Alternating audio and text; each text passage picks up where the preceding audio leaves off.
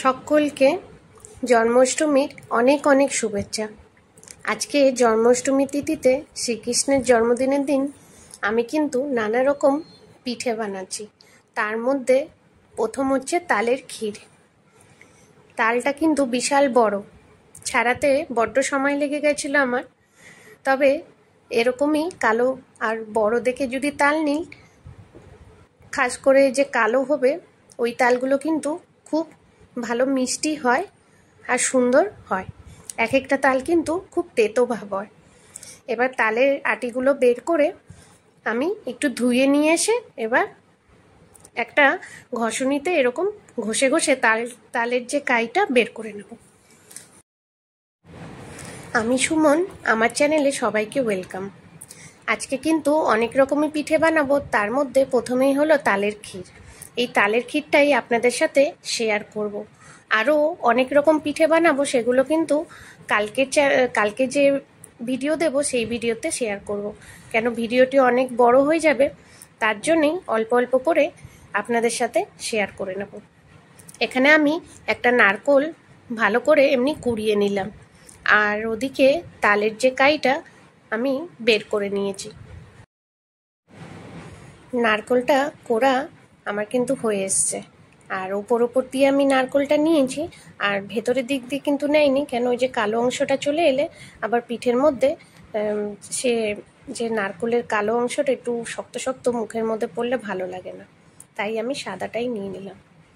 এদিকে আমি তালের যে কাইটা ওটা আমি ওভেনে বসিয়ে দিলাম কড়াইয়ের মধ্যে। এটাকে এবার হালকা আছে জাল দেব ভালো করে, একটু সময় নিয়ে ওই 10 মিনিট মতন লাগে। তালের এই যে কাইটা সুন্দর করে জাল দেওয়া হয়ে যাবে। এবার কিন্তু ওর মধ্যে আমি দুধ ঢেলে নেব। যখন এই নারকেলের কাইটা ভালো করে জাল দেওয়া হয়ে যাবে, তারপরেই দুধ ঢালবো। প্রথমেই কিন্তু দুধটা ঢাললে দুধটা কেটে যায় অনেক ক্ষেত্রে। এবার ভালো করে দুধটা দিয়ে সুন্দর করে মিক্স করে নেব। এখানে আমি যদি 1 বাটি নারকেলের কাই নিয়েছি, ওর মধ্যে 200 গ্রাম মতন দুধ ইউজ করেছি। দুধের সাথে তালের যে কাইটা যতক্ষণ অবধি মিক্স না হয়ে গেছে, আমি কিন্তু সুন্দরভাবে এরকম খুন্তির সাহায্যে মিক্স করতেই থাকবো।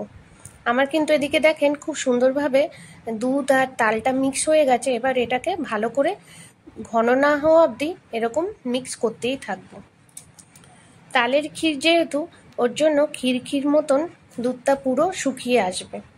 এদিকে আমি চিনি দিয়ে দিয়েছি। এখানে কিন্তু আমি 1/2 কাপ মতন চিনি ইউজ করেছি, কিন্তু চিনিটা দেখে বুঝে দেবে। যদি তালটা মিষ্টি হতে পারে তাহলে কিন্তু চিনিটা খুব কমই লাগে।